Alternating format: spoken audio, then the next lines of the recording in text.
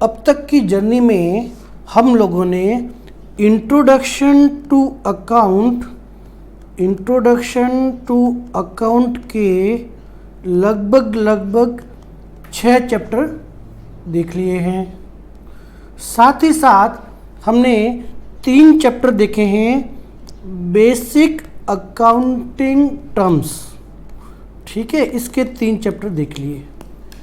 हमने हमारे अकाउंट्स के कोर्स को 2 तरह से डिवाइड किया है। पहला जो पोर्शन है जिसमें हम फंडामेंटल कह दीजिए या थ्योरेटिकल पोर्शन कह दीजिए, तो फंडामेंटल पोर्शन हो गया हमारा पहला। और सेकंड हमने कहा हमारे अकाउंट्स में हमें बहुत सारे प्रैक्टिकल क्वेश्चंस करने पड़ेंगे। तो अब तक सर क्या आपने हमें फंडामेंटल ही करवाए हैं, या सर अब तक आपने ये जो 8 चैप्टर करवाए हैं क्या ये थ्योरेटिकल पार्ट है? नहीं, ये हमारे फंडामेंटल और थ्योरी के चैप्टर ज़रूर है, पर ये चैप्टर्स वो है और ये टॉपिक वो है टिल डेबिट और क्रेडिट रूल फॉर अकाउंट्स। ये सारे के सारे वो चैप्टर हैं जिनको समझे बिना आप अपने अकाउंट की जर्नी का पहला स्टेप भी चढ़ नहीं सकते हो। तो मैंने यहाँ तक वीडियो के अंदर पिछले 8 या 9 वीडियो के अंदर सिर्फ आपके फंडामेंटल का वो पोर्शन कवर किया है जहाँ से आप अपनी आपके प्रैक्टिकल्स टॉपिक जो है जहाँ से हम जर्नल की शुरुआत करेंगे उसका बेस और उसका फाउंडेशन तैयार हो सके। ठीक है, तो आज का जो हमारा टॉपिक है वो है हमें हमारा जर्नल क्या होता है वो समझने की कोशिश करेंगे। जर्नल का चैप्टर हम स्टार्ट करेंगे। मैंने कहा ये हमारे यहाँ से प्रैक्टिकल क्वेश्चंस की शुरुआत हो जाएगी, प्रैक्टिकल कोर्स की शुरुआत हो जाएगी। परंतु पहले ज़रा ब्रीफ कर लेते हैं कि इस चैप्टर में हमें समझना क्या क्या है। सबसे पहले हम ये कोशिश करेंगे कि जर्नल की मीनिंग क्या होती है, मीनिंग ऑफ जर्नल समझने की कोशिश करेंगे। एक बार जब हम मीनिंग समझ में आ जाएगी उसके बाद में हम जर्नल के फीचर और विशेषताएं समझने की कोशिश करेंगे। साथ ही साथ हम जर्नल के फंक्शंस देखेंगे। फंक्शंस का मतलब ये हो गया कि जो हमारा जर्नल है, हमारे जो अकाउंटिंग का सफ़र है उसमें कहाँ तक हमारा साथ देगा, उसके क्या क्या कार्य होंगे, उसका रोल क्या होगा। इस पूरे अकाउंटिंग प्रोसेस के अंदर हमारा जर्नल क्या क्या फंक्शन, क्या क्या रोल अदा करेगा, क्या क्या उसकी जिम्मेदारियां हैं, उस पोर्शन को हम समझने की कोशिश करेंगे। तो एक बार जब हम उसके फंक्शन समझ में आ जाएंगे फिर हम देखेंगे कि हमारे जर्नल के क्या क्या एडवांटेज है। जब हम प्रॉपर अगर जर्नल मेंटेन करेंगे, बुक्स के अंदर सही करके चलेंगे तो हमें आगे के सफ़र में क्या क्या फ़ायदे होंगे। ठीक है, इसी तरह से हम साथ में ये देखेंगे कि हमारी जर्नल जो है उसकी अपनी क्या क्या लिमिटेशन है। मैंने कहा जर्नल जो होगी वो सिर्फ सफ़र की शुरुआत है। ठीक है, तो सफ़र की शुरुआत में हमें कौन कौन से फंक्शंस यहाँ है, क्या कैसे ये जर्नल हमारे आगे के सफ़र में हेल्प करेगा, क्या क्या इसके फ़ायदे रहेंगे, उस कंडीशन में जब आप जर्नल को प्रॉपर मेंटेन करोगे। और जर्नल की अपनी एक लिमिटेशंस होती है, वो क्या लिमिटेशन होगी वो समझने की कोशिश करेंगे। साथ ही साथ हम जर्नल का फॉर्मेट को बहुत डिटेल में स्टडी करेंगे। हम ये समझेंगे कि जो हमारा जर्नल है उसके अंदर कौन कौन से कॉलम होते हैं और उसको किस तरह से मेंटेन किया जाता है। उसके बाद में एक बार जब जर्नल का फॉर्मेट समझ लेंगे तो कुछ वर्ड्स आएंगे, नए नए टर्मिनोलॉजी आपको और शब्दों से जानना पड़ेगा। जैसे जर्नलाइजिंग हो गया, और भी बहुत सारे शब्द आएंगे। वो क्या क्या शब्द है जिनकी मीनिंग आप समझे बिना आगे नहीं बढ़ पाओगे, वो भी समझेंगे। हम ये भी समझेंगे कि कुछ ऐसी परिस्थितियां हो सकती है जहां जर्नल के अंदर हम एक जर्नल बुक न मेंटेन करके उसके बहुत सारे सब डिवीजन कर देंगे, एक की जगह अलग अलग बुक्स मेंटेन करेंगे। तो ऐसी क्या परिस्थितियाँ हो सकती है जहाँ जर्नल के फॉर्म में हम एक बुक न रख के उसके सब्स्टिट्यूट के फॉर्म में मोर देन वन बुक रखेंगे, कौन कौन सी बुक हो सकती है और ऐसी क्या परिस्थितियाँ होगी, ये भी समझने की कोशिश करेंगे। उसके बाद में हम ये समझेंगे साथ के अंदर कि बहुत सारे नए नए स्पेसिफिक ट्रांजैक्शंस, मान लीजिए स्पेसिफिक ट्रांजैक्शंस कह दीजिए, या कुछ इवेंट ऐसे होंगे जिन्हें हमें बुक्स में रिकॉर्ड करना है। कुछ स्पेशल ट्रांजैक्शंस कह दीजिए, स्पेशल ट्रांजैक्शन या स्पेशल इवेंट जिनको ड्यूरिंग द ईयर नहीं हो सकता है, ड्यूरिंग द ईयर या फिर particular end of accounting period, जब किसी अकाउंटिंग पीरियड को हम क्लोज करेंगे तो हमें कुछ बातों का ध्यान आएगा। तो उस परिस्थिति में उन ट्रांजैक्शंस या इवेंट को बुक्स में लाए बिना आपको पता चलेगा कि हमारी books true and fair position represent नहीं कर रही है। तो ऐसे इवेंट और ऐसे ट्रांजैक्शंस को भी हम क्या करेंगे, हमारी बुक्स में रिकॉर्ड करेंगे। ऐसे क्या हो सकते हैं, इसका मैंने एक एग्जांपल लिया, जैसे हमारी बैड डेब्ट्स हो गए। हमें पता चला कि हमारा कोई डेटर्स था, हमारा पैसा भाग गया, ठीक है, पैसे उधार थे हमारे और उसने पहले से का पेमेंट नहीं किया और वो कहीं भाग गया। या हमें ये पता चला कि एक बार हमने बैड डेब्ट्स को बुक में रिकॉग्नाइज कर दिया था, बाद में तो वो बहुत अच्छा पर्सन निकला, उसने वो पैसे वापस आके दे दिए, मान लीजिए वो बैड डेब्ट्स की रिकवरी हो गई। तो ऐसी परिस्थिति में हम उसकी जर्नल में क्या एंट्रीज करेंगे। एक शब्द आगे आपको बहुत बार बार मिलने को आएगा, सुनने को आएगा, वो होगा डिस्काउंट। तो डिस्काउंट का क्या मीनिंग होगा, एक ट्रेड डिस्काउंट का क्या मीनिंग है, कैश डिस्काउंट का क्या मीनिंग है, किसे बुक्स में लाना है किसे नहीं लाना है, वो भी समझेंगे हम। और स्पेसिफिक ट्रांजैक्शन में ये देखेंगे कि किसी नए बिजनेस के जगह मान लीजिए कोई रनिंग बिजनेस है और आपको उसका अकाउंट्स तैयार करने के लिए अपॉइंट किया गया है, तो होगा ये कि आपको उस बिजनेस की एग्जिस्टिंग फाइनेंशियल स्टेटमेंट दिए जाएंगे। एग्जिस्टिंग अगर फाइनेंशियल स्टेटमेंट दिए जाते हैं जिसके अंदर P&L बैलेंस शीट दी जाती है, तो उसके आधार पर आप बुक्स की शुरुआत कैसे करेंगे, ओपनिंग एंट्रीज कैसे आप अपनी जर्नल में शुरुआत करेंगे, वो भी समझने की कोशिश करेंगे। हमें ड्यूरिंग द ईयर ये भी पता चला कि कुछ खर्चे या कुछ इनकम हमारी अधूरी रह गई, मतलब उसको या तो बुक्स में आप लाए नहीं हो या फिर आपने एडवांस रिसीव कर ली या एडवांस पेमेंट कर दिया। तो जो आउटस्टैंडिंग और एडवांस वाला जो मैटर होता है, आउटस्टैंडिंग एक्सपेंसेस या इनकम या एडवांस एक्सपेंसेस या इनकम, ऐसे कोई ट्रांजैक्शन अगर आपको at the end of accounting year पता चलता है तो उसका कैसे बुक्स में ट्रीटमेंट करेंगे वो भी लेके आएंगे। साथ ही आपने जो मशीनरी खरीदी थी, जो भी एसेट्स थी, उन एसेट्स के ऊपर ड्यूरिंग द ईयर आपने काम में लेने की वजह से जो घिसावट आई, जो डेप्रिसिएशन लगा, उसको कैसे बुक्स में रिकॉग्नाइज करेंगे। हम साथ ही साथ ये भी देखेंगे कि अगर हमारे गुड्स का सेल के अलावा अदर भी कोई यूज़ होता है, जैसे मान लीजिए प्रोप्राइटर खुद ने ड्राइंग कर ली या हमने प्रचार के लिए फ्री सैंपल के फॉर्म में हमारे गुड्स को दे दिया, कोई पर्सन था, हमारा एम्प्लॉय था जो गुड्स को चोरी करके ले गया, चोरी हो गई, थेफ्ट हो गई, या लॉस्ट आग में कोई गुड्स का लॉस हो गया, ऐसी परिस्थिति में या हमने चैरिटी के फॉर्म में कुछ गुड्स डोनेट कर दिया, तो हमारे गुड्स का ऐसी परिस्थिति में कैसे बुक्स में ट्रीटमेंट किया जाएगा। ऐसे बहुत सारे स्पेशल ट्रांजैक्शंस को बुक्स में कैसे रिकॉर्ड किया जाता है, ये हम इस चैप्टर में समझेंगे। तो अब हम शुरुआत करेंगे। सबसे पहला वर्ड हमारे लिए कि भाई ये जर्नल है क्या। तो सर आप हमें सबसे पहले जर्नल का मीनिंग समझा दीजिए, meaning of journal.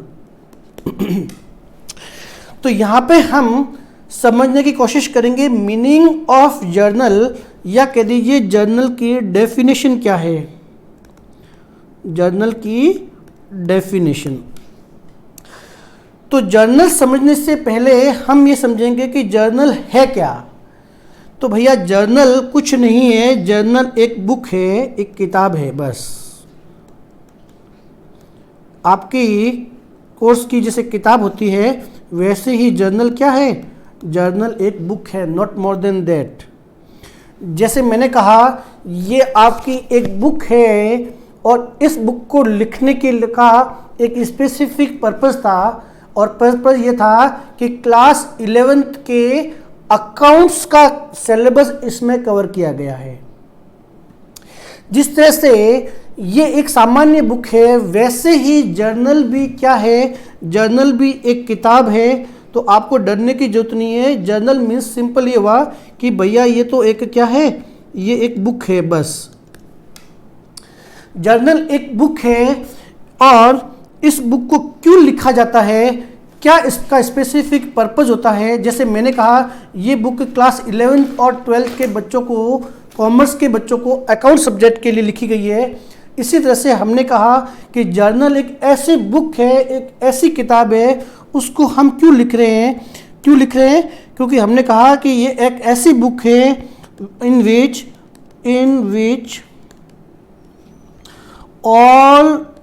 Which all business transactions are recorded. Business transaction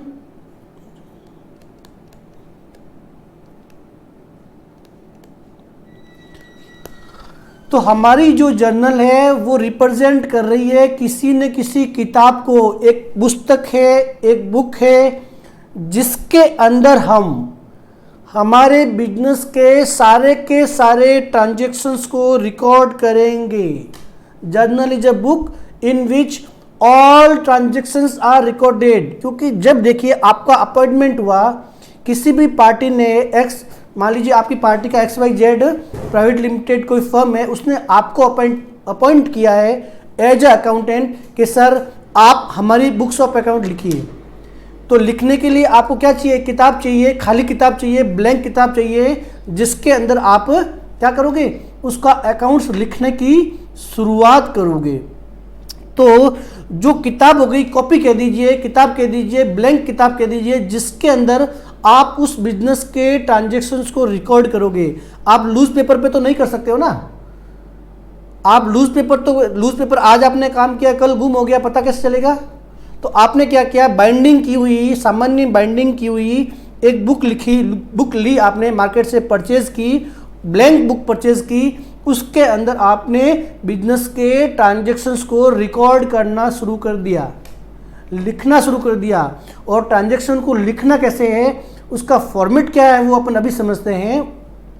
तो एक ऐसी बुक जहां पे बिजनेस के सारे ट्रांजैक्शंस को रिकॉर्ड किया जाता है, उस बुक का नाम होता है जर्नल।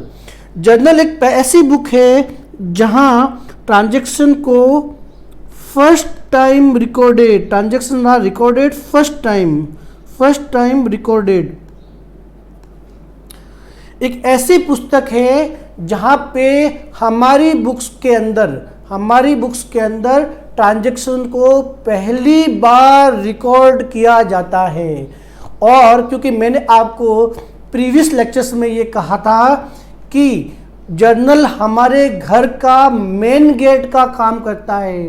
पहली बार अकाउंट को आइडेंटिफाई करने के बाद, पहले मैंने क्या बताया था आपको कि पहले तो आपको आइडेंटिफाई करना है, हर ट्रांजैक्शन को आइडेंटिफाई करना है कि क्या उसके अंदर ऐसा कोई अकाउंट है जिसको हमारी घर के अंदर एंट्री देनी है।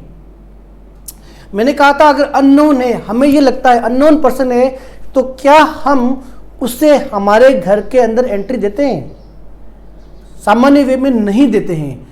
तो जब एक बार हमने ट्रांजैक्शंस को आइडेंटिफाई कर लिया कि हाँ ये ट्रांजैक्शन है, इसमें ये 4 अकाउंट है, ये अकाउंट 2 अकाउंट है जो हमारे जान पहचान के हैं, हमारे बिजनेस के लिए यूजफुल है, तो अब उन्हें हम एंट्री देंगे। तो एंट्री देने का मतलब ये हो गया, यहाँ पे मीनिंग हो गया कि हमने हमारे घर का मेन गेट ओपन कर दिया। और जर्नल जो है हमारे घर का मेन गेट है। ये पहली ऐसी पुस्तक है जहाँ पे हम अकाउंट को एंट्री देंगे, हम अकाउंट को रिकॉर्ड करेंगे। पहली ऐसी पुस्तक in which all business transactions are recorded.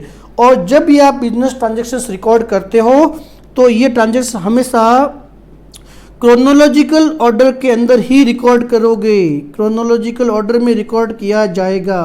Chronological का मतलब होता है क्रमबद्ध तरीके से, क्रमबद्ध तरीके से, क्रमबद्ध कह दीजिए, दूसरा वर्ड ले दीजिए सीक्वेंस से, लाइन से। कैसे लाइन, इसका मीनिंग क्या हुआ? जब भी आपने अकाउंट स्टार्ट किया, मान लीजिए आपने 1 अप्रैल 2022 से आपका अकाउंट स्टार्ट किया है, तो सबसे पहले आप सबसे पहले वाले ट्रांजैक्शंस को बुक्स में रिकॉर्ड करोगे। यानी कि 1 तारीख के जितने भी ट्रांजैक्शंस है वो आप पहले रिकॉर्ड करोगे जर्नल के अंदर। 2 तारीख के ट्रांजैक्शंस, 1 तारीख के सारे ट्रांजैक्शन कंप्लीट होने के बाद में लिखोगे। यानी कि ट्रांजैक्शंस को रिकॉर्ड करते समय आपका सीक्वेंस जो है वो मान लीजिए 1/4/2022 था, और 1/4/2022 को भी मान लीजिए जो सबसे पहला ट्रांजैक्शन हुआ उसे सबसे पहले रिकॉर्ड करोगे। आपने दुकान ओपन की, ओपन करते ही आपके पास ग्राहक आए सुबह मॉर्निंग के अंदर, उसे कुछ आपने माल बेचा, उसे पहला ट्रांजैक्शन रिकॉर्ड करोगे। दोपहर को कोई पर्सन आपको कोई माल देके, पैसा देके गया है, मान लीजिए वो सेकंड ट्रांजैक्शन हो गया। शाम को आपने कोई नया माल परचेज किया है, ये आपका थर्ड ट्रांजैक्शन हो गया। क्रोनोलॉजिकल ऑर्डर, क्रोनोलॉजिकल ऑर्डर का मतलब हुआ उस क्रमबद्ध तरीके से, जिस क्रमबद्ध तरीके से वो ट्रांजैक्शन आपके बिजनेस में हुए हैं। ये ट्रांजैक्शन ड्यूरिंग द डे भी हो सकते हैं, सीक्वेंस वहाँ पे भी मेंटेन करना है, और साथ ही साथ ड्यूरिंग द डे भी करना है, और डेट के सीक्वेंस में भी होंगे। यानी कि 2 तारीख का ट्रांजैक्शन कभी भी 1 तारीख से पहले नहीं होगा। जब आपको लग जाएगा कि भी आज के सारे ट्रांजैक्शन कंप्लीट हो गए, उसके बाद में आप 2/4/2022 के ट्रांजैक्शंस स्टार्ट करोगे। तो ये हो गया हमारा क्रोनोलॉजिकल ऑर्डर। हमने ये कहा कि जर्नल एक ऐसी किताब है जिसको लिखने का पर्पज़ होता है यहाँ पे हम बिजनेस के सारे ट्रांजैक्शंस को रिकॉर्ड करेंगे। ये एक ऐसी किताब है जिसके अंदर पहली बार ट्रांजैक्शंस को रिकॉर्ड किया जाता है, और रिकॉर्ड करते समय हम हमेशा क्रोनोलॉजिकल ऑर्डर का ध्यान रखेंगे, क्रम का ध्यान रखेंगे, सीक्वेंस का ध्यान रखेंगे। साथ ही साथ ये एक ऐसी बुक है जिसे लिखते समय हम हमेशा सोर्स डॉक्यूमेंट की हेल्प लेंगे, सोर्स डॉक्यूमेंट की हेल्प लेंगे।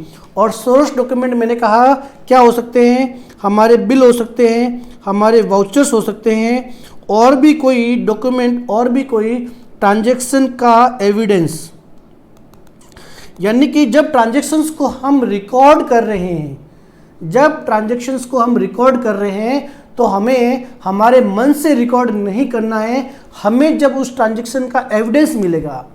मैंने प्रीवियसली आपको एग्जांपल दिया था जहाँ पे आपके स्टाफ ने ये बोला कि सर मैंने आप बिजनेस की कार के अंदर या बिजनेस की बाइक के अंदर 1000 रुपये का पेट्रोल भराया, तो आपने उसको एविडेंस मांगा, उसने क्या किया, 1000 रुपये का आपको बिल दिया एविडेंस के फॉर्म में। तो उस बिल के आधार पर, उस सोर्स डॉक्यूमेंट के बेस पे ही आपको ये बुक लिखनी है। तो हमारी जर्नल जो होगी हमेशा सोर्स डॉक्यूमेंट के एविडेंस के आधार पर लिखी जाती है, मन मर्जी से नहीं लिखी जाती है। हमारे यहाँ जो सेल हुई, मान लीजिए कोई गुड्स की सेल हुई, तो सेल का जो इनवॉइस था वो इनवॉइस वहाँ पे हमारा हो गया, क्या हो गया, सोर्स डॉक्यूमेंट हो गया। हमने माल परचेज किया तो परचेज का जो बिल आया पार्टी का वो हमारा सोर्स डॉक्यूमेंट हो गया। तो इस किताब को लिखते समय आपको अपनी मन मर्जी से नहीं लिखना है, आपको हर ट्रांजैक्शन के लिए कोई ना कोई एविडेंस की जरूरत होगी। उस एविडेंस के आधार पर, उस सोर्स डॉक्यूमेंट के आधार पर आप इस बुक्स को लिखोगे। मैंने कहा ये पहली किताब है, ये पहली बुक ऐसी है जहाँ पे हम हमारे अकाउंट को एंट्री देंगे। तो चूंकि अकाउंट को एंट्री दे रहे हैं, पहली पुस्तक है, तो इसके और भी बहुत सारे नाम हैं। तो हमारे जो जर्नल है जो हमारा जर्नल है उसके और भी पॉपुलर नाम है, तो हम जर्नल को प्रिंसिपल बुक के नाम से भी संबोधित करते हैं। प्रिंसिपल बुक्स ऑफ अकाउंट्स, मुख्य किताब है ये हमारी, क्या है, मुख्य किताब है, प्रिंसिपल बुक। तो अगर प्रिंसिपल बुक मेंटेन कीजिए ये ऐसा शब्द आ गया तो आप समझ लीजिए भाई साहब ये सिर्फ जर्नल बनाने की बात कर रहा है, डरने की जरूरत नहीं है। एक और नाम है इस बुक का, वो है book of original entry, books of original entry. जैसे आपके घर के अंदर मोर देन वन नाम हो सकते हैं, एक से ज़्यादा, मम्मी अलग नाम से बुलाती है, पापा अलग नाम से बुलाते हैं, स्कूल वाले फ्रेंड अलग नाम से बुलाते हैं, और पता चलता है कि आपकी स्कूल के अंदर तो अलग ही नाम है। ठीक है, ठीक वैसे ही चाहे आप जर्नल कह दीजिए, चाहे प्रिंसिपल कह दीजिए, या आप बुक्स ऑफ ओरिजिनल एंट्री कह दीजिए, ये सारे के सारे हमारे जर्नल के ही नाम हैं। तो आपको जब क्वेश्चन के अंदर please maintain original books entry ऐसा शब्द आ जाए, प्रिंसिपल बुक्स ऑफ अकाउंट्स, तो आप समझ लीजिए कि कुछ नहीं है, सिंपल सी हमें जर्नल के अंदर एंट्री करने की बात ये क्वेश्चन कर रहा है। तो ये हमने समझा सबसे पहले मीनिंग ऑफ जर्नल, या ये कह दीजिए जर्नल की डेफिनेशन क्या होती है। तो ये 5 से 6 बातें हैं जो आपको लिखनी है। अब हम कोशिश करेंगे जर्नल का फॉर्मेट समझने की, फॉर्मेट ऑफ जर्नल। तो जो हमारा जर्नल होता है, ठीक है, उसको किसी भी पेज को जब आपने एक बुक परचेज कर ली, एक कॉपी आपने परचेज कर ली जो बिल्कुल ब्लैंक है, मान लीजिए बिल्कुल ब्लैंक कॉपी है, ठीक है। अब आप जब स्टार्ट कर रहे हो तो सबसे पहले आपको क्या करना है, आपके इसके जो पेज है उसके अंदर अलग अलग कॉलम बनाने हैं।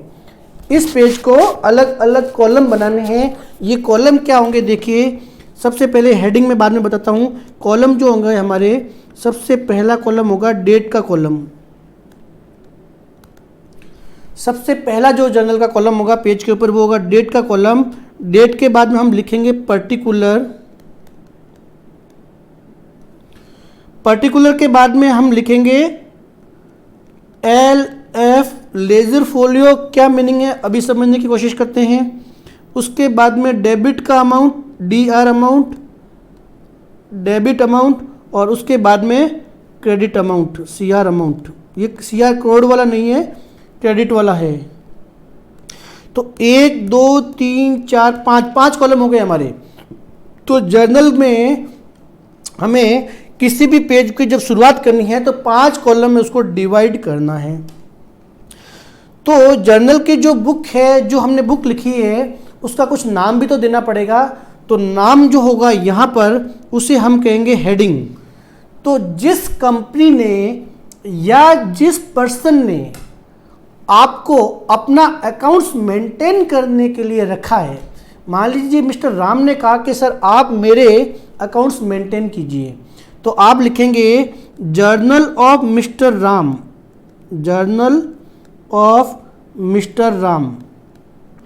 या मान लीजिए मेसर्स मोहन किराना स्टोर या मोहन प्रोविजन स्टोर ने आपको अपॉइंट किया कि सर आप हमारा बुक्स ऑफ अकाउंट्स रेडी कीजिए। तो सबसे पहली चीज़ क्या हुई, सबसे पहली हुई हमारी हेडिंग। हमारी हेडिंग, हेडिंग के अंदर ये लिखोगे आप कि ये जर्नल आप बना किसका रहे हो। तो मिस्टर राम का बना रहे हो, मोहन किराना स्टोर का बना रहे हो, XYZ मेडिकल का बना रहे हो, जिस बिजनेस एंटिटी का आप जर्नल बना रहे हो, बनाने के लिए आपको अपॉइंट किया गया है, तो सबसे पहले उस बुक की हेडिंग तो दो। तो हमने हेडिंग दे दी। हेडिंग क्या दे दी कि भाई ये जर्नल है किसका। तो हमने जर्नल में की हेडिंग में लिख दिया mister, journal of mister Ram. तो पहली हमें ये ध्यान रखना है कि जब भी किसी बुक की आप शुरुआत करो तो उसको ब्लैंक नहीं रखना है, उसको ब्लैंक नहीं रखा है। देखो हेडिंग दे रखी है यहाँ पे। तो ऐसे ही ये जर्नल किसका है, यहाँ पे आप लिखोगे journal of mister Ram Mohan, या जो भी फर्म, जिस फर्म ने आपको आपके यहाँ अपॉइंट किया है उसका आपको नाम लिखना है, उस पुस्तक का नामकरण करना है। तो हमने ये नामकरण हेडिंग करके दे दिया, मान लीजिए, ठीक है। फिर मैंने कहा जो हमारा ब्लैंक पेपर है, इस ब्लैंक पेपर को हमने 5 हिस्सों में डिवाइड कर लिया। पहला जो कॉलम था हमारा डेट का कॉलम था, और मैंने अभी अभी आपसे कहा था कि जर्नल के अंदर हम जब भी किसी ट्रांजैक्शंस को रिकॉर्ड करेंगे, तो मान लीजिए आपकी जर्नल की शुरुआत हो रही है 1/4/2022 से। तो ये जो डेट है हमारी, ये हमेशा क्रोनोलॉजिकल ऑर्डर में चलेगी। ये जो डेट हमेशा कैसे चलेगी? ये हमेशा क्रोनोलॉजिकल ऑर्डर में। और क्रोनोलॉजिकल ऑर्डर का मैंने कहा कि जब 1 तारीख से आपने शुरुआत की है तो 1 तारीख के सारे ट्रांजैक्शन प्रॉपर सीक्वेंस में यहाँ पे लिखे जाएंगे। 2 तारीख के ट्रांजैक्शन को आप 1 से पहले एंट्री नहीं दोगे। तो सबसे पहले हमने कहा डेट का कॉलम का सिंपल मीनिंग है जिस सीक्वेंस के अंदर हमारे यहाँ पे ट्रांजैक्शंस घटित हुए हैं, ऑकरेंस हुई है, उसी सीक्वेंस में आप क्या करोगे? ट्रांजैक्शन की लिखने की शुरुआत करोगे। और शुरुआत में पहला कॉलम हमने देख लिया, डेट का कॉलम। सेकंड हमने कहा कि जर्नल के अंदर, पर्टिकुलर के अंदर आपको ट्रांजैक्शंस को एंट्री देनी है, और ट्रांजैक्शंस को एंट्री देने के लिए आपको कुछ स्टेप जो पहले फॉलो करने हैं, वो सबसे पहले मैं बता चुका हूं कि सबसे पहले तो आपको ट्रांजैक्शन को आइडेंटिफाई करना है। जब एक बार आपने ट्रांजैक्शन को आइडेंटिफाई करना है कि भी मुझे इसको रिकॉर्ड करना है या रिकॉर्ड नहीं करना है, जब एक बार आपने डिसीजन ले लिया कि मुझे इस ट्रांजैक्शन को रिकॉर्ड करना है, तो हम क्या करेंगे? उस ट्रांजैक्शन के अंदर जितने भी अकाउंट्स होंगे उनको आइडेंटिफाई करेंगे। तो अकाउंट को आइडेंटिफाई, जैसे हमने एक ट्रांजैक्शन लिया, राम से नकद प्राप्त हुआ, ट्रांजैक्शन हमें मिला, हम बहुत अच्छे से ये चीज़ कर चुके हैं, फिर भी समराइज फॉर्मेट में कर लेते हैं। राम से नकद प्राप्त हुआ, राम से नगद प्राप्त हुआ ₹10,000। तो इस केस में क्या हुआ? देखिए, इस केस में हमने ये देखा कि ये ट्रांजैक्शन डायरेक्टली हमारे बिजनेस को लिंक कर रहा है, हमारे बिजनेस के लिए इन्वॉल्व है। तो हमने यहाँ अकाउंट को आइडेंटिफाई करने का काम किया। हमने यह कहा कि राम हमारे लिए एक अकाउंट है, राम हमारे लिए एक अकाउंट है। साथ ही साथ चूंकि राम से नकद प्राप्त किया है, हमारे पास कैश भी आया है। तो कैश क्या हो गया? हमारा सेकंड अकाउंट हो गया, जिसको हमारी बुक्स में लाना है। ये सारे स्टेप्स हम ऑलरेडी बहुत अच्छे से कर चुके हैं। अब जब आपने अकाउंट को बुक्स में लाना आइडेंटिफाई कर लिया, आपको पता चल गया कि ये 2 अकाउंट लाने हैं, इनको लाने के लिए मैंने कहा हमारे पास 2 अप्रोच थी, वो थी मॉडर्न अप्रोच और एक थी हमारे पास ट्रेडिशनल अप्रोच। तो इस ट्रांजैक्शन के अंदर कौन सा अकाउंट इन्वॉल्व है, ये पता करने के लिए चाहे तो इस ट्रांजैक्शन पे आप मॉडर्न अप्रोच लगा लीजिए या फिर आप अपनी ट्रेडिशनल अप्रोच लगा लीजिए। तो मैंने कहा अगर मैंने ट्रेडिशनल अप्रोच लगानी है तो जब राम का अकाउंट मुझे मिला, ट्रेडिशनल अप्रोच के अंदर जब मुझे राम का अकाउंट मिला, तो मैंने कहा ये नेचुरल पर्सनल अकाउंट है, नेचुरल पर्सनल अकाउंट है। और यहाँ पे गिवर की पोजीशन आ रही है, राम की क्या आ रही है? राम की गिवर की पोजीशन आ रही है, वो हमें कुछ पेमेंट दे रहा है तो मुझे उसे क्रेडिट करना है। और मैंने कहा जो कैश है वो हमारे लिए रियल अकाउंट है, कैश जो है हमारे लिए रियल अकाउंट है और उसका इनफ्लो बिजनेस में हो रहा है, उसका बिजनेस में इनफ्लो हो रहा है, तो मुझे उसे क्या करना है? डेबिट करना है। तो मैंने ये कहा कि अगर मैं ट्रेडिशनल अप्रोच लगाऊं तब मैंने ये डिसीजन लिया कि भाई जो मेरे यहाँ पे कैश का अकाउंट है वो डेबिट होगा और राम का जो अकाउंट है वो क्रेडिट होगा। राम से नकद प्राप्त किया तो हमारे यहाँ से क्या होगा, क्रेडिट होगा। अगर मैं ट्रेडिशनल अप्रोच लगाऊंगा, ट्रांजेक्शन को जब मैंने आइडेंटिफाई कर लिया कि भाई मुझे रिकॉर्ड तो इसे करना है, तो राम को बुक्स में लाना है और कैश को बुक्स में लाना है। अब ये आइडेंटिफाई करते समय आपके पास दो मेथड है, ट्रेडिशनल अप्रोच फॉलो कर लो या आप मॉडर्न अप्रोच फॉलो कर लो। इसी ट्रांजेक्शन को अगर आप मॉडर्न अप्रोच के हिसाब से सोचते हैं तो आपने कहा कि जो हमारा केस है, यहाँ पे जो केस होगा वो आपका कौन सा अकाउंट होगा। अगर आप मॉडर्न अप्रोच फॉलो कर रहे हो तो जो आपका केस है वो आपका एसेट्स अकाउंट है, और एसेट्स क्या हो रही है, इंक्रीज हो रही है, इसलिए आप उसको डेबिट करोगे। क्योंकि वो केस अकाउंट है, केस आपकी एसेट्स है, इसके लिए आप उसको डेबिट करोगे। ठीक इसी तरीके से जो आपका राम अकाउंट है वहाँ पे उसके साथ आपकी लायबिलिटी या एसेट्स की रिलेशनशिप क्रिएट होगी। क्योंकि वो आज आपको दे रहा है तो आपकी लायबिलिटी इंक्रीज हो रही है। तो मैंने कहा लायबिलिटी अगर इंक्रीज होती है तो मैं उसे क्या करता हूँ, मैं उसे क्रेडिट करता हूँ। तो हमें कोई फर्क नहीं पड़ता है। मैंने कहा था कि ट्रांजैक्शन को आइडेंटिफाई करके उसके अंदर अकाउंट कौन से हैं ये पता करने के लिए हमारी ये मॉडर्न अप्रोच काम आती है या ट्रेडिशनल अप्रोच काम आती है। और एक बार जब जर्नल के अंदर ट्रांजैक्शंस को हमने रिकॉर्ड कर लिया, उसके बाद में हमारा जो रास्ता है वो एक जैसा ही है। एंट्री किस वे से देनी है ये डिसीजन आपको यहाँ लेना है। तो यहाँ पे हम इस को ऑलरेडी बहुत डिटेल में कर चुके हैं, बहुत सारे लेसन हम ऑलरेडी कर चुके हैं। तो डेबिट किसे करना है, क्रेडिट किसे करना है, ये डिसीजन मैं आपको यहाँ डिटेल में नहीं बताऊंगा। फिर भी इस एग्जांपल में मैंने ये देखा कि मुझे मुझे केस को डेबिट करना है और राम को क्रेडिट करना है। तो मुझे जर्नल के अंदर इस ट्रांजेक्शन्स को कैसे आइडेंटिफाई करना है वो समझने की कोशिश करते हैं। मैंने कहा था कि ट्रांजैक्शंस को रिकॉर्ड करने के लिए हम क्या करेंगे, सबसे पहले यहाँ पर एक अकाउंट को बैठाएंगे, इसे हम अकाउंट कहेंगे और उसके आगे डेबिट शब्द का प्रयोग करेंगे। ठीक इसी प्रकार हम यहाँ पे 2 लिखेंगे और 2 के नीचे एक और अकाउंट लिखेंगे और उसके आगे क्रेडिट लिखेंगे। ये बातें मैं प्रीवियस चैप्टर में बहुत अच्छे से कर चुका हूँ, बस अब मैं आपको उसका फॉर्मेट बता रहा हूँ कि वो बालकनी वाला बॉक्स और नीचे वाला बॉक्स को लिखना कहाँ है। तो जो मैंने बालकनी वाला बॉक्स बनाया और मैंने कहा था कि ये जो बालकनी वाला बॉक्स है हमारा, ये हमारे रिप्रेजेंट करेगा किसको, डेबिट वाले अकाउंट को। और ये शब्द यूज किया था नीचे वाला अकाउंट।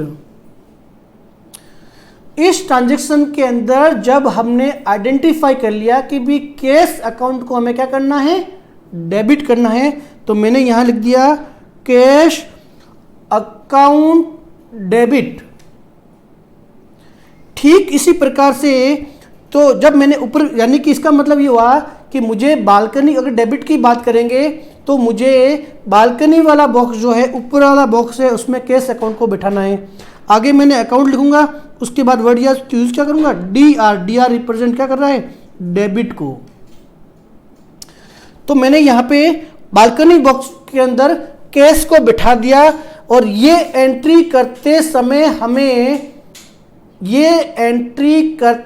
हमें डेबिट और क्रेडिट रूल को बहुत अच्छे से समझना होगा।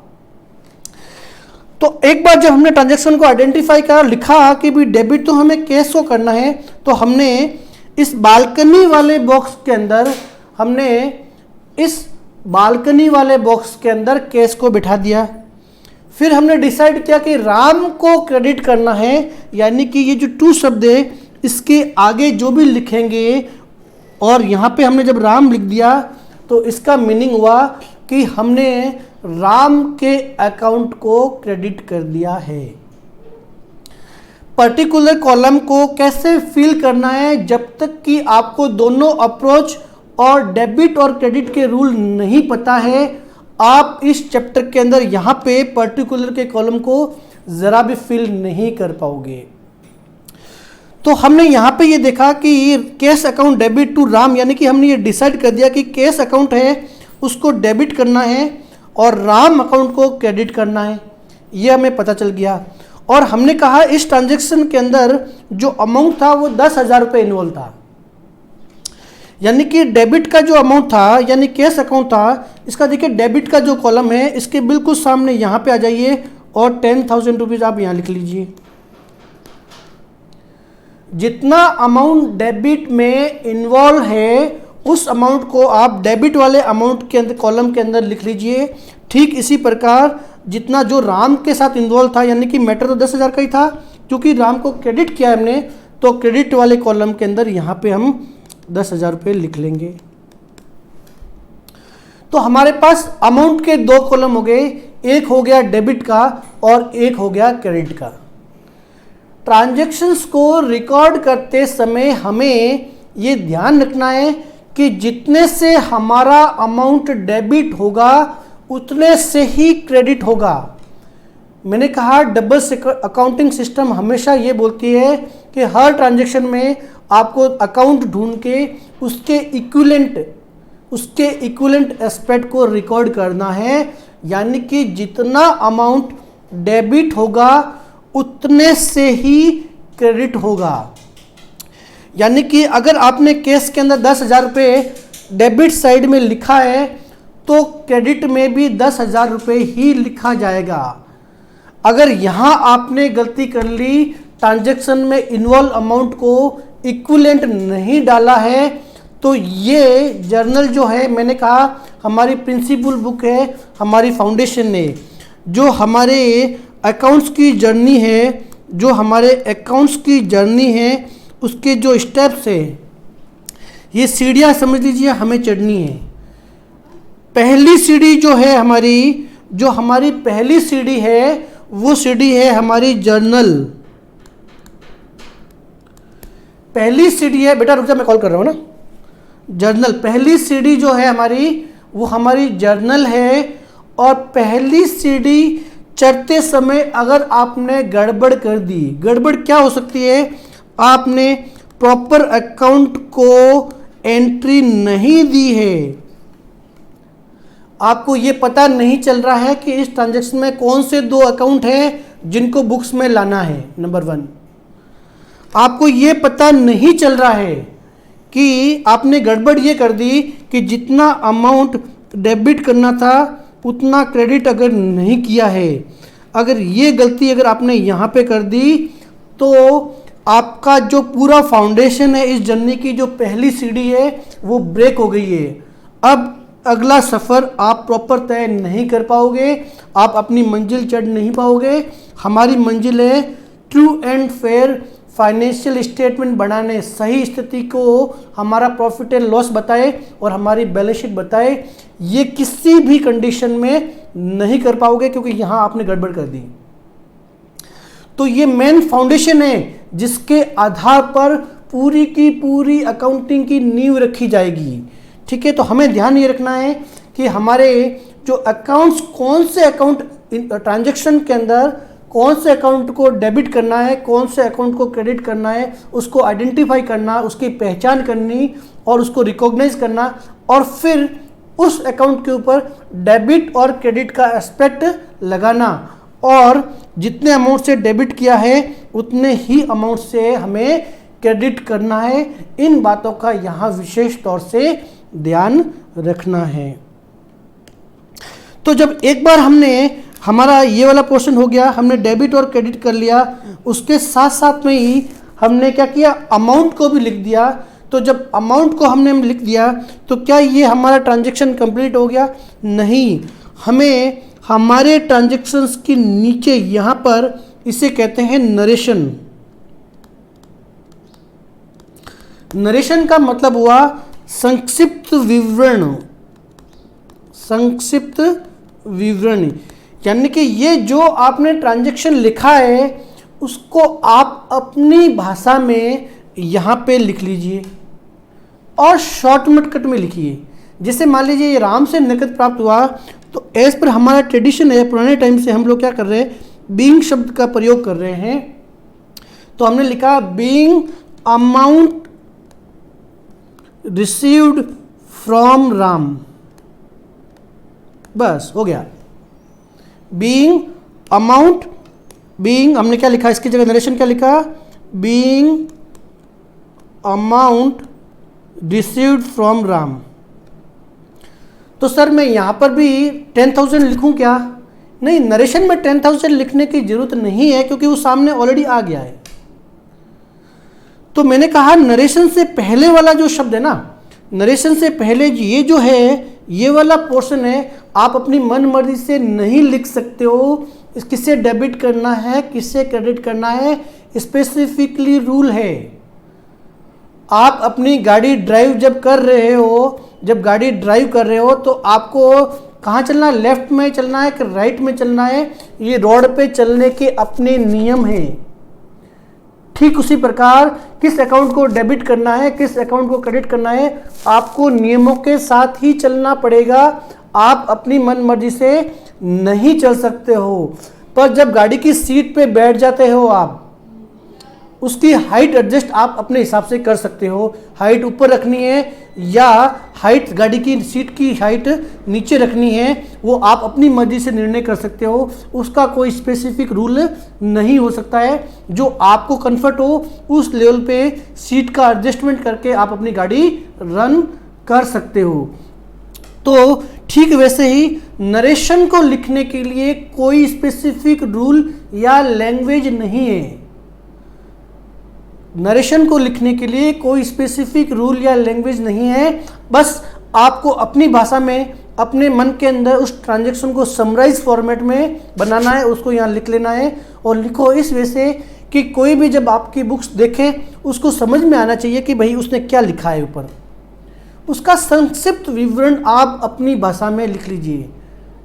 तो मैंने कहा ऊपर वाला जो पोर्शन है, यहाँ पे तो हमारे अपने ड्राइविंग के रूल है, गाड़ी लेफ्ट में चलानी है, राइट में चलानी है, उसको आप बाईपास नहीं कर सकते हो। पर नरेशन को लिखने के लिए आप अपने हिसाब से एडजस्ट कर सकते हो। आप बीइंग शब्द का सामान्य ट्रेंड यूज़ हो रहा है, बीइंग शब्द यूज़ कीजिए, उसके बाद में ट्रांजेक्शन को आप पूरा का पूरा लिख लीजिए। अब हमने ये देखा कि डेट का कॉलम हो गया, पर्टिकुलर का कॉलम हो गया, लेजर फोलियो वाला जो है, अगला जो कॉलम है हमारा वो है LF। ये LF समझते हैं ये क्या है, ठीक है। तो अब हम ये देखते हैं कि ये हमने यहाँ पे नरेशन लिख दिया। इसको मैं थोड़ा सा इरेज करके फिर आगे वापस बढ़ते हैं।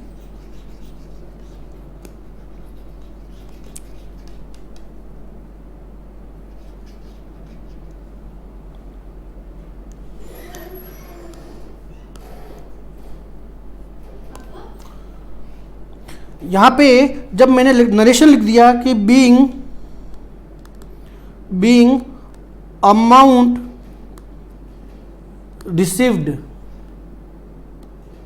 फ्रॉम राम, उसके बाद में मुझे एक लाइन खींचनी है। यहाँ पे मुझे यहाँ पे एक लाइन खींचनी है और ये लाइन का सिंपल सा मीनिंग इतना ही है, सिंपल सा मीनिंग इतना ही है कि ये एक ट्रांजैक्शंस को दूसरे ट्रांजैक्शन से अलग करेगा। बाकी इस लाइन का और कोई लॉजिक नहीं है। तो जब सेकंड नंबर ट्रांजैक्शन हम लिखेंगे इसके बाद लिखेंगे, ठीक है।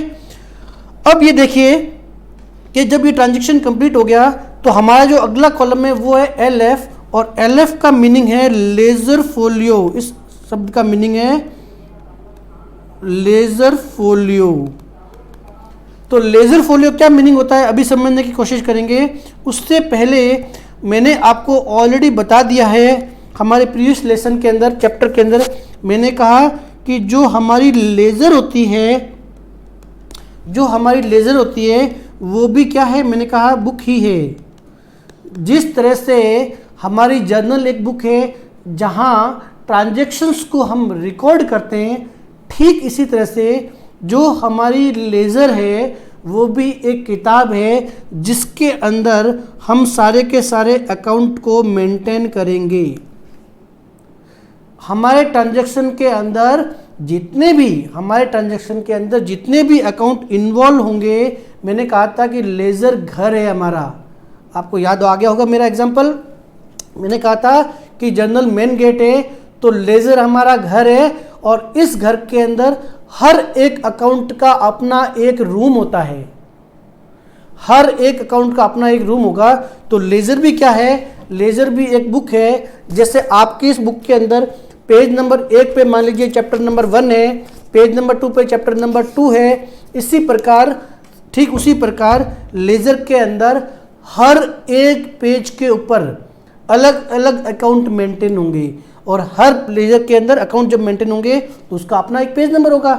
समझते हैं कैसे? ठीक है, तो इस पे आइए अपन, मैं एक मिनट इसको इरेज कर देता हूं, फिर आगे बढ़ते हैं अपन।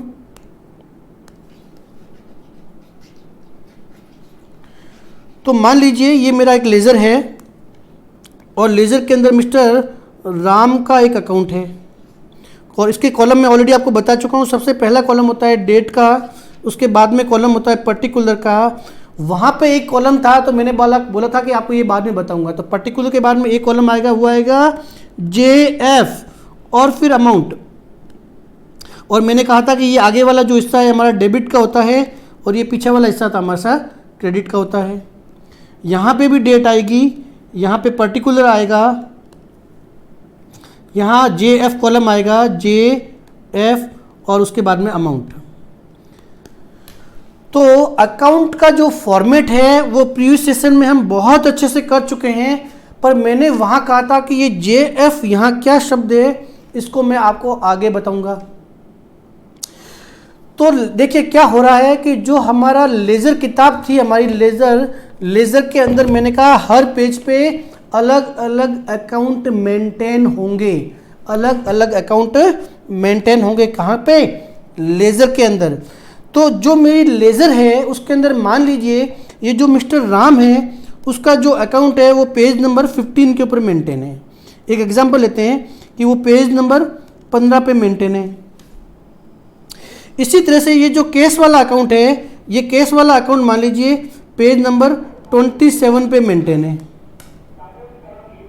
हर ट्रांजैक्शन के अंदर जितने भी अकाउंट इन्वॉल्व हुए हैं हर अकाउंट का अपना पेज नंबर होगा, हर अकाउंट का अपना पेज नंबर होगा।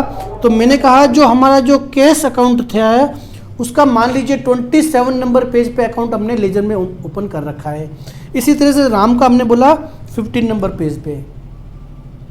अब दोनों के बीच में लिंक क्रिएट करने की कोशिश करते हैं। तो जो हमने जर्नल में वर्ड यूज़ किया लेज़र फोलियो, तो फोलियो का जो मीनिंग है, फोलियो का मीनिंग होता है पेज नंबर। फोलियो का क्या मीनिंग बताया? फोलियो का मतलब हो गया पेज नंबर। फोलियो का मीनिंग हो गया पेज नंबर। लेज़र फोलियो, आपकी लेज़र की बुक के अंदर ये जो अकाउंट है केस वाला, ये कितने नंबर पेज पे है? मैंने इस एग्जांपल में मैंने कहा कि हमारे लेज़र में कि जो केस का अकाउंट है मान लीजिए 27 नंबर पेज पे है, तो मैं यहाँ पे 27 लिख दूंगा। इसका सिंपल सा ये हुआ लेज़र फोलियो। लेज़र का वो कौन सा पेज नंबर है, लेज़र का वो कौन सा पेज नंबर है जहाँ पे ये केस का अकाउंट है, आपको सिंपल वो पेज नंबर लिखना है बस। ठीक इसी तरह से राम के आगे जो लेज़र फोलियो है वर्ड, तो राम का अकाउंट लेज़र के अंदर कौन से पेज नंबर पर है। मान लीजिए हमने कहा यहाँ पे वो 15 नंबर पेज पे है, तो यहाँ पे हमने क्या लिखा 15 लिख लिया। तो केस में कितना इन्वॉल्व था डेबिट साइड में लिख दिया। इसी तरह से डेबिट की ही लाइन के अंदर हमने ये केस का जो अकाउंट है लेज़र में कितना नंबर पेज पे है वहाँ मेंशन कर दिया। ठीक इसी प्रकार राम का अकाउंट कौन से नंबर पेज पे है वो मेंशन कर दिया। तो चूंकि मैंने कहा कि लेज़र के अंदर बहुत सारे अकाउंट होंगे, एक नहीं, 100 नहीं, 50 नहीं, 5000 भी हो सकते हैं, डिपेंड करता है during the accounting year. During the accounting year कितने अकाउंट के साथ आपका पाला पड़ा है, कितने अकाउंट के साथ आपका इंटरेक्शन हुआ है, हर एक अकाउंट का हमारे यहाँ पे क्या होगा, अकाउंट ओपन होगा, सेपरेटली उसको एक पेज नंबर अलॉट किया जाएगा। तो जब ट्रांजैक्शंस बहुत ज़्यादा हुए, हो सकता है कि 5000 ट्रांजैक्शन हो गए, तो क्या आप ये सारे के सारे ट्रांजैक्शन जर्नल के अंदर एक ही पेज पे लिख लोगे? मैंने कहा जर्नल एक बुक है, और जब बुक होती है तो इसमें हमने कहा 1000 पेज है, तो जर्नल में भी बहुत सारे पेज होंगे। तो आपने ये जो 1 तारीख का आपका ट्रांजैक्शन था वो हो सकता है पेज नंबर 1 पे लिखा हो, 2 तारीख के ट्रांजैक्शन पेज नंबर 2 पे हो, 2 तारीख का ट्रांजैक्शन पेज नंबर 2 पे हो गया, 2 नंबर 3 पे भी हो गया और 4 पे भी हो गया, क्योंकि ट्रांजैक्शन मान लीजिए ज़्यादा थे। इस तरह से जर्नल के भी हर एक पेज का अपना एक नंबर होगा। तो आगे हम लेजर पोस्टिंग सीखेंगे।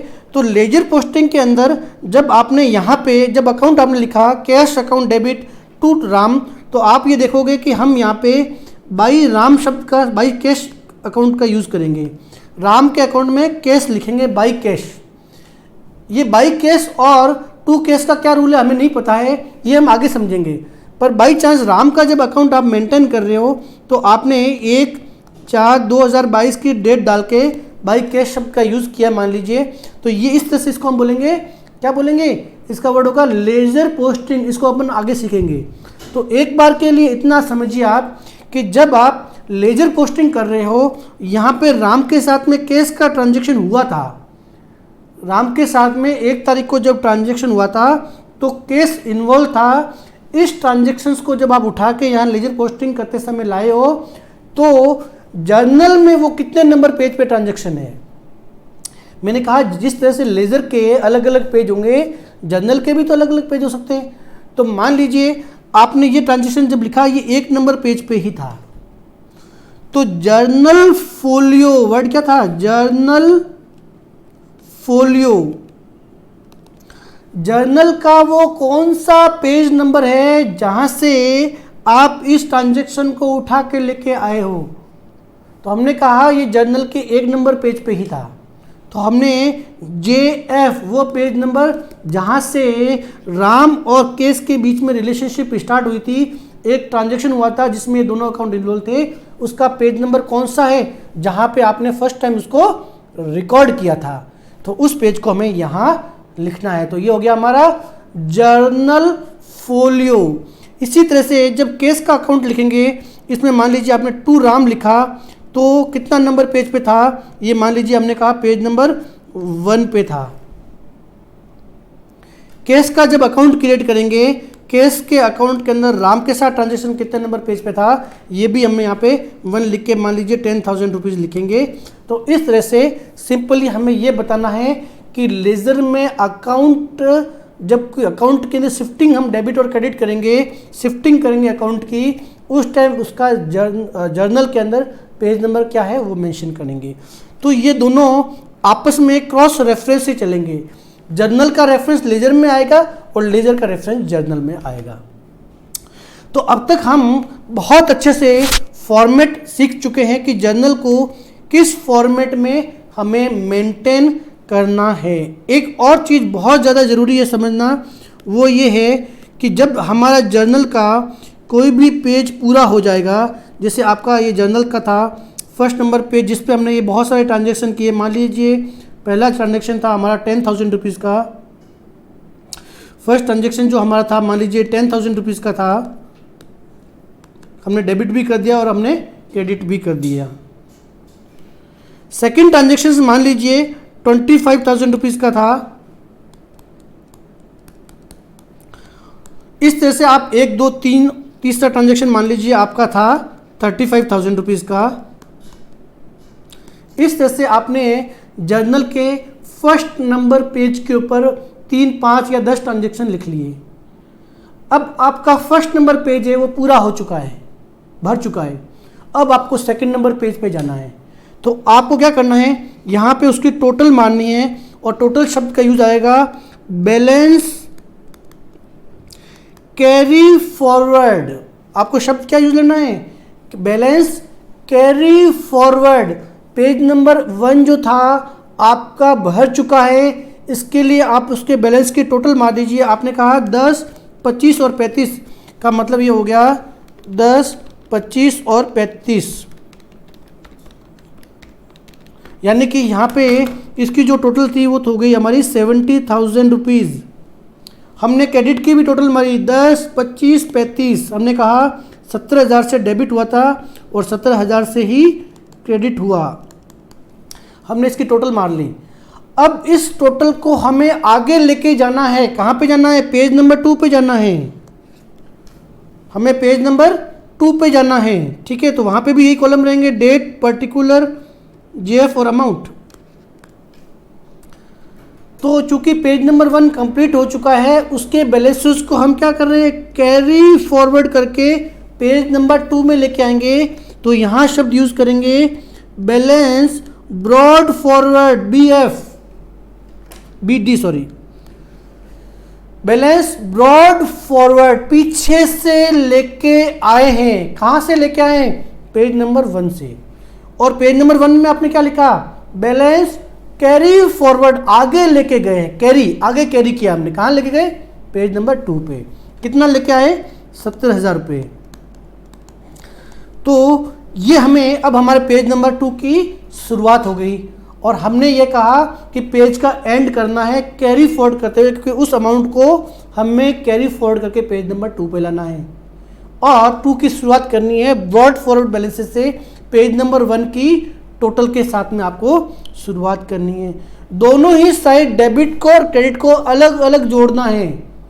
आपको पता है कि डेबिट के बराबर ही क्रेडिट होता है, ऐसा नहीं करना है। उसका लॉजिक क्या है? मैंने कहा कोई अगर एरर है तो पहली ही स्टेज में आपको पकड़ में आ जाएगी। तो हमेशा आपको अलग अलग तरीके से इधर की अलग जोड़ मारो और इस साइड की अलग जोड़ मारो। तो इस केस में मान लीजिए आपने गलती से 10,000 की जगह 1,000 लिखा, तो यहाँ जो जोड़ है वो बराबर नहीं होगी, टोटल बराबर नहीं होगी। तो आपको इसी लेवल पे पहली ही स्टेज में आपको अपनी गलती पकड़ में आ जाएगी कि भी मैंने यहाँ पे गलती से मेरा 1 0 कम लग गया था। तो आपकी जो फाउंडेशन है, जो नींव है, वो हिलने से बच जाएगी। इसी लेवल पे आपकी गलती पकड़ में आ जाएगी। तो हमें बिल्कुल अलग अलग जोड़ करनी है। तो हमने क्या देखा कि जो हमारा जर्नल का जो फॉर्मेट था, उसमें जो सबसे पहले हमें ध्यान रखना है कि हमें उन्हें एक प्रॉपर हेडिंग देनी है। हमें क्या करना है? सबसे पहले जर्नल के अंदर क्या करना है? प्रॉपर हेडिंग देनी है। एक बार जब हमने हेडिंग दे दी तो हमने उसको अलग अलग कॉलम में डिवाइड कर लिया। पहला कॉलम हमने कहा हमारा डेट का कॉलम होगा। सेकंड कॉलम हमने पर्टिकुलर का रखना है और ध्यान रखना है कि डेबिट किसे करना है और क्रेडिट किसे करना है। इसके रूल हम बहुत अच्छे पहले ही कर चुके हैं। फिर हमने कहा कि हमारा लेजर फोलियो नंबर क्या है। ये जो 2 अकाउंट क्रिएट किए गए हैं वो अकाउंट के अंदर, बुक के अंदर, लेजर बुक के अंदर कहाँ पे, किस पेज नंबर पे मेंटेन है, उसे भी हमें यहाँ मेंशन करना है।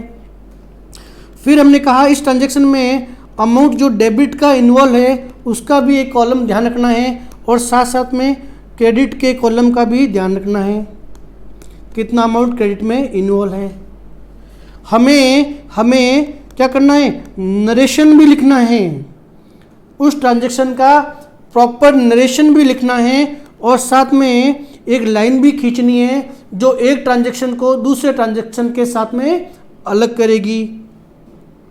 साथ ही साथ हमने ये कहा कि जो हमारा पेज होगा उसकी पेज की टोटल मार के उसके बैलेंसेस को कैरी फॉरवर्ड भी करके अगले पेज तक लेके जाने हैं।